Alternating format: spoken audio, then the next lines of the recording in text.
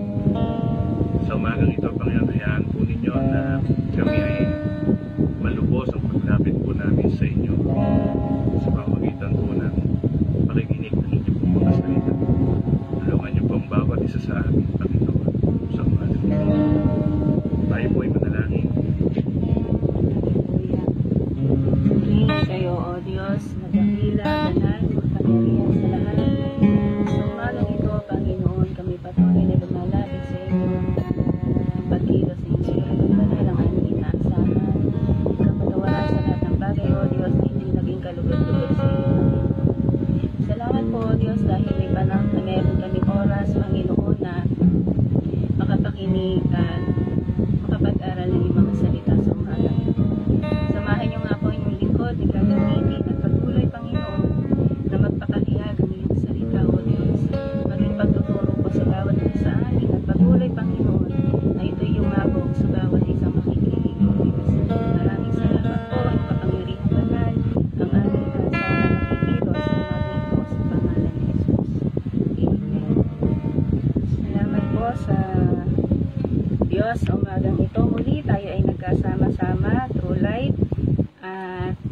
para makapag-aral at makapakinig po ng salita ng Diyos. Amen. Hallelujah. Ang ating po pag-aaralan sa umagang ito ay mula po sa Aklat ng Mga Hari. Ikalawang Hari, 5:1-11. 2 Kings verse 5. Ikalawang Hari, 5:1-11 ulit. Ang istoryang ito po ay patungkol kay Naaman. Hallelujah. Morning po sa lahat. Kung babasahin po natin doon, sino nga po ba si Naaman? Si Naaman po, siya ay isang pinuno ng hukbo. Basahin po natin sa verse 1. Sa Syria ay may isang pinuno ng hukbo na labis na kinalulugan ng hari, pagkat matapang siya, makapangyarihan at pinapatnubayan ni Yahweh, kaya laging matagumpay ang Syria. Ngunit siya ay ketungin. Siya ay si Naaman. Si Naaman po ay isang pinuno ng hukbo, kinalulugdan ng ating Panginoon, pagkat siya daw po ay matapang at makapangyarihan at pinapatnubayan ni Yahweh. Lagi pong nagtatagumpay yung Syria. Amen. Ngunit ano pong meron kay Naaman? Siya po ay isang ketungin. Amen. Kung titingnan po natin, kapag sinabing ketungin, yung mga sakit sa balat o sa ibang ano ay nakakahawa, sakit. Yun po yung meron si Naaman. At kung babasahin pa po natin, sabi nga, sa verse 2 po, minsan ang mga taga-Syria ay nakabihag ng isang babaeng Israelita. Pagpapatuloy po ng ating pagbabasa, ginawa nila itong katulong ng asawa ni Naaman. Sinabi nito sa kanya, Panginoon, kung asawa ninyo ay lalapit sa propeta sa Samaria, tiyak na gagaling siya. Sabi daw po, kung lalapit sa doon sa isang propeta na nasa Samaria, tiyak na gagaling si Naaman. Sabi po sa verse 4, ang sinabi ng Israelita ay sinabi ng babae kay Naaman. Nagpunta naman ito sa hari at ibinalita ang sinabi ng utusan ng kanyang asawa. Sinabi naman ng hari, pumunta ka at padadalhan kita ng sulat sa hari ng Israel.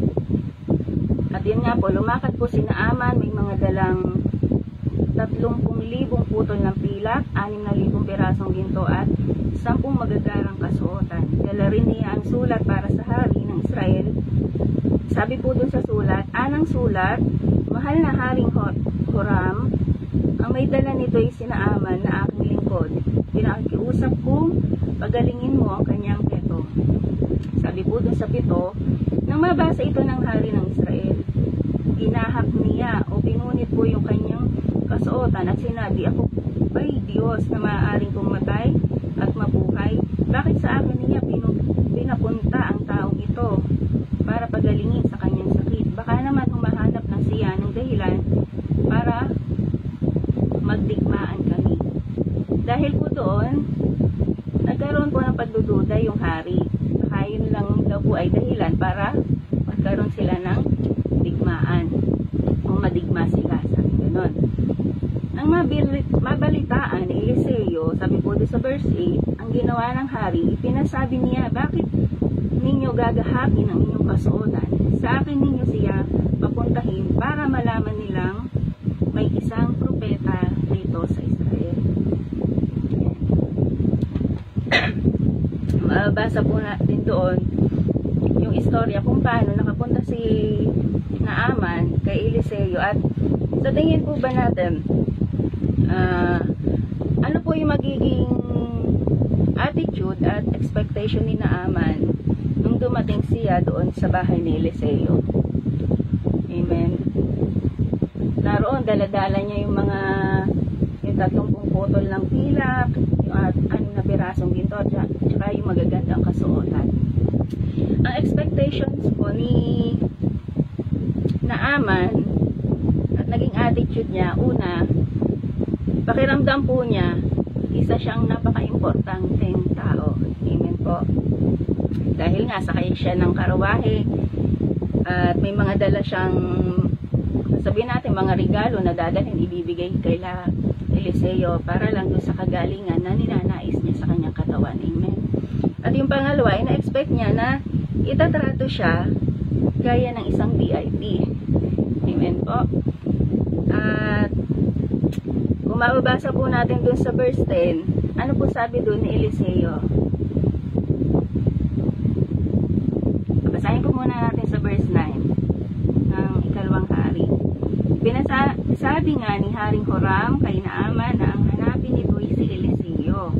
Kaya sumakay ito sa kanyang karwahe at nagpunta kay Eliseo kasama ang marami niyang kawal na kabayuhan. Sa 10, pinasasabi sa kanya ni Eliseo, pumunta ka sa ilog Jordan. Lumubog ka ng 7 beses at mananatili sa dati ang iyong katawan. Gagaling ang iyong keto. Amen. Pero dahil iba yung expectations ni Naaman, pakiramdam niya siya importanteng tao, siya ay itatrato na gaya ng isang mahalagang tao o yung VIP na kung tinatawag natin sa ating mga henerasyon VIP, ganan. Pero iba yung naging tugon ni Eliseo. Anong sabi doon? Pinasasabi niya na pumunta si Naaman sa ilog Jordan at lumubog doon ng 7 beses. At mananaulit daw ulit yung kanyang katawan. Ito ay gagaling. Ano po yung naging reaction doon ni Naaman sa sinabi ni Eliseo?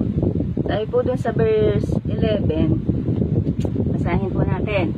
Na marinig ang sinabi ni Eliseo, nagalit si Naaman at padabog na umalis. Sinabi niya, akala ko pa na may sasalubungin niya ako, tatayo siya ng tuwid, tatawagan ang Diyos niyang si Yahweh sa ilog Jordan at itatapat sa akin ang kanyang mga kamay upang ako'y gumaling.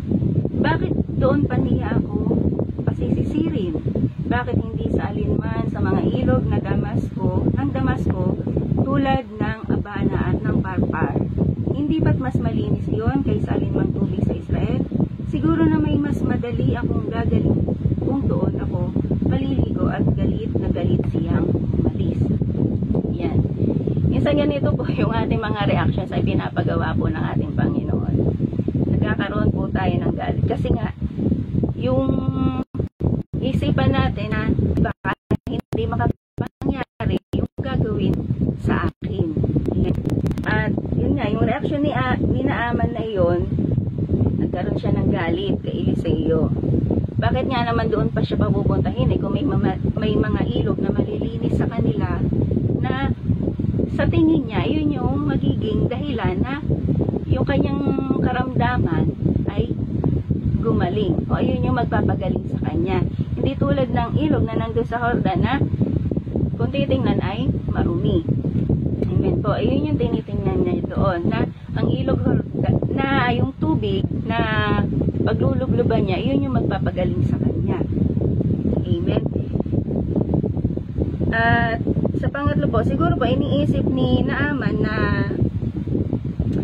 kaya siya nagkaroon ng galit. Kakaiba po yung gagawin sa kanya. O yung may mga ritual na gagawin sa kanya para siya ay gumaling. Kaya sinasabi pa nga ng iba na may magic na mangyayari.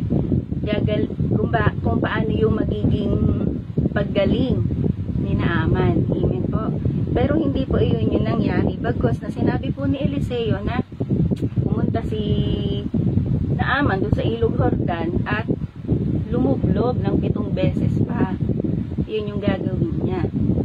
Para ano po, makamit niya yung kagalingan na ninanais niya. Amen. At ang Diyos po, lagi po may kaparaanan. Ulitin ko nga po, ang title po ng ating pinag-aaralan ay yung God's way versus po sa man's way. God's way versus man's way. Amen. At ang Diyos po natin, meron po siyang sariling kaparaanan. Amen po. At ano po ba yung paraan ng Diyos na pagpapagaling na pinadala sa pamamagitan ni Eliseo? Katulad nga po nung sinabi kanina sa verse 10, si Naaman ay pinapupunta niya sa Ilog Jordan upang lumublog doon ng 7 beses upang gumaling yung karamdaman. Bakit niya po ito ipinapagawa kay Eliseo, kay Naaman? Amen. Ipinapagawa niya po ito at sa pamamagitan po ng ating Panginoon, ginamit si Eliseo para kay Naaman dahil una po, para po matest yung faith and humility ni Naaman. To test Naaman's faith and humility. Amen po. Diba, gano'n naman po palagi. Kailangan meron tayong pagdaanan ng mga test para makita yung ating faith at saka yung humility na meron po tayo. At gano'n din yung ginawa sa kanya ng ating Diyos na may binigay na instruction ang Diyos na dapat ay gawin ni Naaman. Amen? Para daw po to test Naaman's faith and humility. At sinasabi nga po dito, dahil naniniwala si Naaman na kapag yung tubig ang magpapagaling sa kanya. Amen. Pero hindi po. Isa lamang po itong paraan ng ating Panginoon para nga makita yung faith at humility ni Naaman. Isa lamang po itong test na dapat ay gawin ni Naaman. At sa buhay po natin, maraming test na ibinibigay sa atin ng Panginoon para gawin natin yung kanyang nais. Amen po ba? At hindi po yung, sabi po dito sa istorya, hindi po yung nagpagaling sa kanya. Amen. Nais ng Diyos na makita yung pagpapakumbaba ni Eliseo at iset aside niya yung pride na meron siya. Amen po. Kasi minsan, ganito po tayo. Excuse me. Nawawala po yung pagpapakumbaba ng paglapit natin sa Panginoon. Ano po nangunguna sa atin? Yung pride na meron po tayo sa ating mga sarili. Amen po. At nais ng Diyos na iset aside yun ni Naaman at gawin niya yung pinapagawa sa kanya ng Diyos. Amen po. At sabi nga, minsan may mga kailangan po munang ipagawa sa atin ng Diyos para po makita niya yung ating mga pagsunod. At makita ng Diyos yung ating pananampalataya at yung ating mga pagpapakumbaba. Hindi po palaging nandun yung pride natin. Amen. Sa pagsunod sa ating Panginoon at sa mga ipinapagawa sa atin. At pang-apat po, sabi po doon, ano daw po yung ating mga pwedeng gawin para po masunod o masolve natin yung problema na kinakaharap natin. Amen. Ano yung ating mga kailangan gawin? Kasi may paraan lagi ang Panginoon. May kanyang paraan ang Diyos. Ano naman po dapat iparaan na meron tayo na dapat kailangan natin gawin sa pagtugon natin sa ating Panginoon. Amen. Una po, lumapit po tayo sa Diyos. Amen. Laging ganoon ang nais ng Diyos na ang kanyang mga anak ay lumalapit sa Kanya. Kung mababasa po natin sa Mateo 11:28, 30, Matthew 11:28 to 30.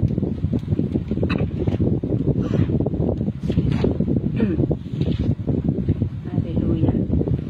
Ang nais ng Diyos, palagi po tayong lumalapit sa Kanya. Amen. Hindi po dapat tayo lumalayo sa ating Panginoon.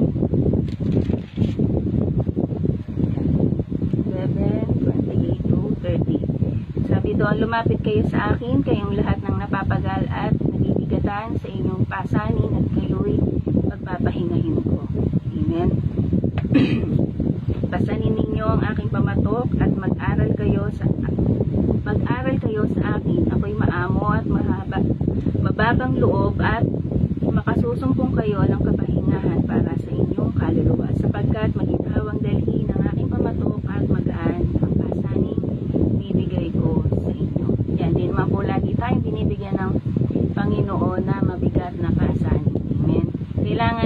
po ay matuto po tayong lumapit sa Kanya at pasanin yung pamatok na at mag-aral tayo sa Kanya. Amen po. At magkaroon po tayo ng bababang loob at masusumpungan po natin yung kapahingahan na galing sa ating Diyos. Amen. At yung pangalawa po, magkaroon po tayo ng faith o yung full trust sa Diyos. Amen. Kung mababasa po natin sa Proverbs 3:5. Amen. Yung ating pananampalataya at yung ating trust sa ating Panginoon, kailangan po palaging naroroon. Amen po. At yan po yung hinahanap palagi sa atin ng Panginoon. Nasaan yung iyong pananampalataya? Nasaan ang iyong pananalig sa akin? Pagtitiwala sa Kanya. Amen. Tayo po doon sa Proverbs 3:5-6. Proverbs 3:5-6. Kay Yahweh ka magtiwala buong puso at lubusan, at huwag kang manangan sa sariling karunungan. Siya ay sangguniin sa lahat mong balak, at Kanya kang itutumpak sa lahat ng iyong lakad. Amen. Palagi po tayong dapat ay nagtitiwala ng buong puso sa ating Panginoon. At lahat ng bagay kailangan ilalapit natin sa Kanya, isasangguni natin sa Kanya. Amen. At idadalhin tayo ng Diyos dun sa tamang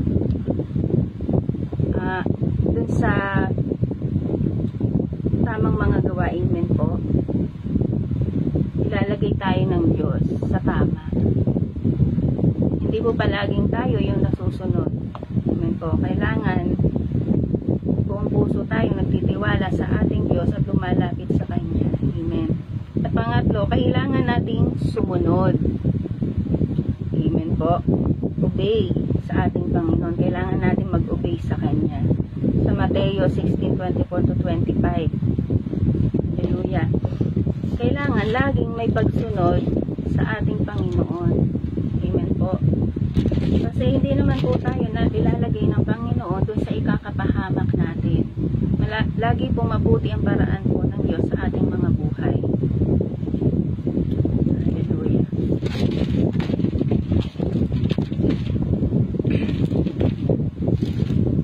Sa 16:24.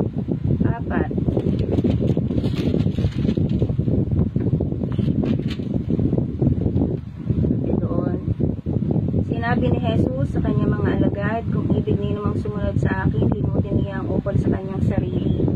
Amen. Pasanin ang kanyang krus at sumunod sa akin. Limutin daw po ang kanyang sarili. Pasanin ang kanyang krus. Amen. At sumunod, kanino po? Sa ating Diyos. Ang naghahangad na maligtas ang kanyang buhay ay siyang mawawalan nito, ngunit ang mag-aalay ng kanyang buhay, alang-alang sa akin ay siyang magkakamit doon. Amen. Mawawala yung buhay na meron tayo kung hindi tayo susunod sa Panginoon. Pero yung tayo ay nananatilit sumusunod sa Panginoon, makakamit natin yung buhay na walang hanggan na galing sa ating Diyos. Amen po. At higit po na mabuti ang paraan ng Diyos, palagi po natin yun yung ating tingnan. Lagi po tayo mag-trust sa process at instruction ng ating Panginoon. Amen. Trust the process and instructions ni Lord. Hindi po palagi yung ating mga sarili o yung nais natin, yung kaparaanan natin ang ating tinitingnan at nasusunod. Amen po.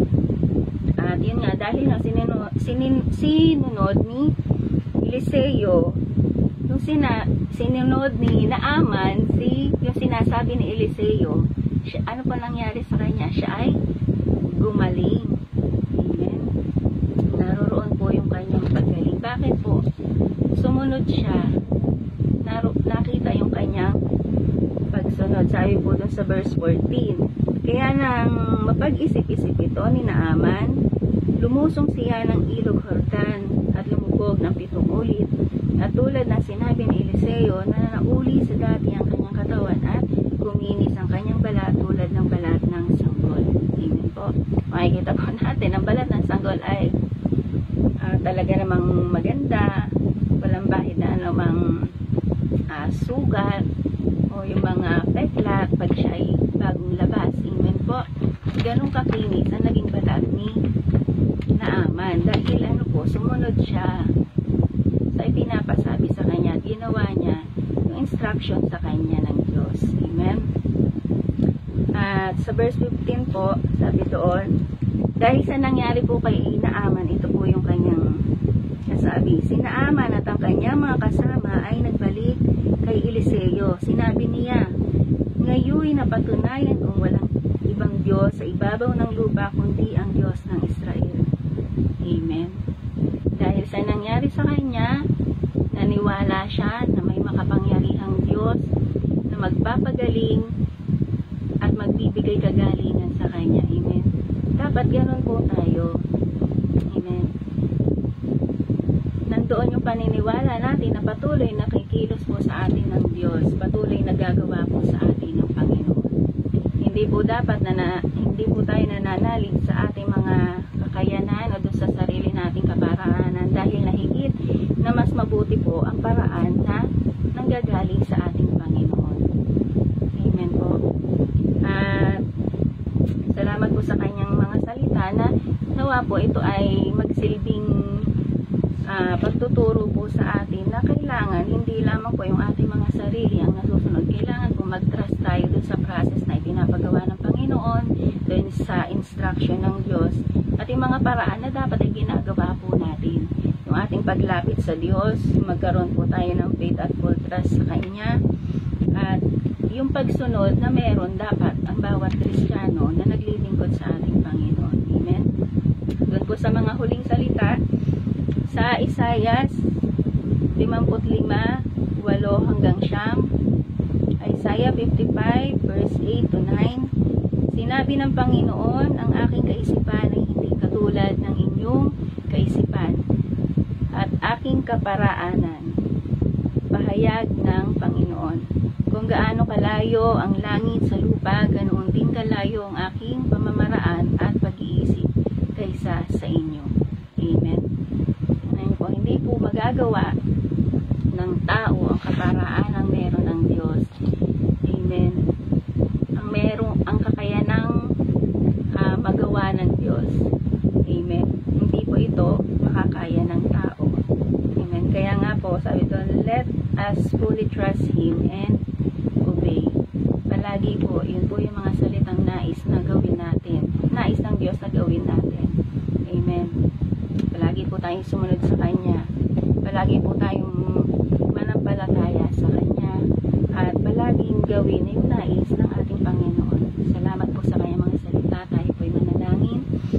Hallelujah. Maraming salamat o Diyos sa inyong mga salita na nagbigay aral sa amin, Panginoon, sa umagang ito. Ito'y patuloy na yumabong sa amin, Panginoon, maging kalakasan namin sa bawat araw na patuloy kayong magtiwala, lumapit sa inyo, O Diyos, sumunod sa inyo, O Diyos, at sa mga paraan niyo, O Diyos, kami ay patuloy na manalig, O Diyos, sa bawat isa, O Diyos, na nakinig yung katatagan, Panginoon, sa pananampalataya, patuloy niyo po igawad sa bawat isa, Panginoon, sa mga leader namin, O Diyos, kayo po ay magbigay ng lakas sa kanila upang yung mga bagay, O Diyos, na pinapakita mo sa kanila ay patuloy nilang maisagawa, O Diyos, at patuloy na maipagkatiwala sa inyo.